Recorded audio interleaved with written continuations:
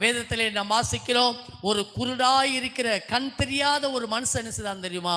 இயேசுவை அழைக்கிறான். ஆமென், அல்லேலூயா.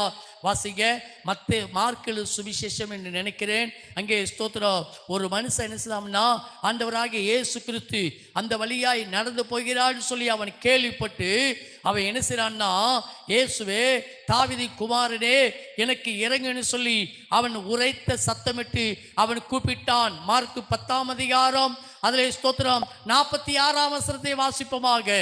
தாவீதின் குமாரனே எனக்கு இறங்கும் என்று அவன் கூப்பிட்டான். ஆனா அவன் கூப்பிடுதான், ஒரு கூட்டம் என்ன செய்யுமா? பேசாத, சத்தம் போடாத, ஜெபிக்காத அப்படின்னு சொல்றாங்க.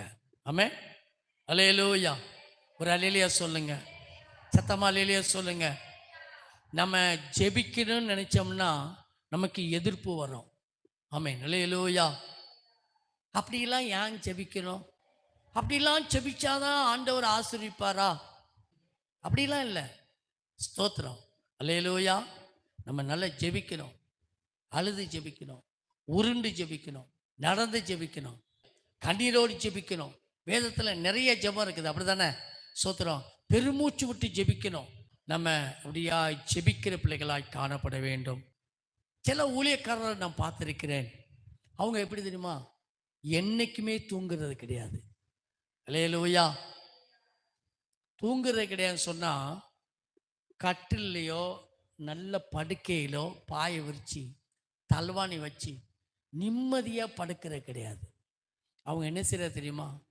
நீங்கள் உட்காந்துருக்க மாதிரி ஒரு சேரில் உட்காந்துருப்பாங்க.